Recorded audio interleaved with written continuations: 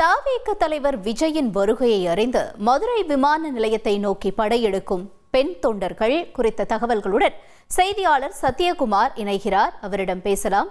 சத்யகுமார், வணக்கம். தற்பொழுது விஜய் வருகை தொடர்பாக மதுரை விமான நிலையத்தில் இருக்கக்கூடிய சூழல் என மேலும் தகவல்களை பகிர்ந்துக்கோங்க. வணக்கம். தவிக தலைவர் விஜய் இன்று கொடைக்கானல், திண்டுக்கல் மாவட்டம் கொடைக்கானல் அருகே தாண்டிக்குடியில் நடைபெறும் படப்பிடிப்பில் கலந்து கொள்வதற்காக இன்று மதுரை வருவதாக நேற்று தகவல் வெளியான நிலையில் இன்று காலை முதலே மதுரை விமான நிலையத்திற்கு அவரது தொண்டர்கள், ரசிகர்கள் என 1000க்கும் மேற்பட்டோர் வந்த வண்ணம் உள்ளனர். இந்த நிலையில் மதுரை விமான நிலைய உள் வளாகத்திற்குள் அதிகம் கூட்டம் சேர்ந்ததால் காவல்துறையினர் விமான நிலைய வெளி வளாகத்திலேயே அவர்களை தற்போது தடுத்து நிறுத்தி வைக்கப்பட்டுள்ளனர்.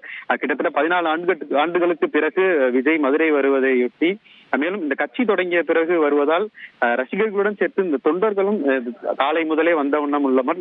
தற்போது விமான நிலைய வெளி வளாகத்தில் பார்த்தோமேயானால் தவிக தொண்டர்கள் ஷேர் ஆட்டோ, இருசக்கர வாகனம், கார், ஆம்னி பேருந்து முதல் பல வாகனங்களில் தொடர்ந்து ஆண்கள், பெண்கள் என கை குழந்தைகளுடன் வந்து கொண்டிருப்பதை நம்மால் பார்க்க முடிகிறது.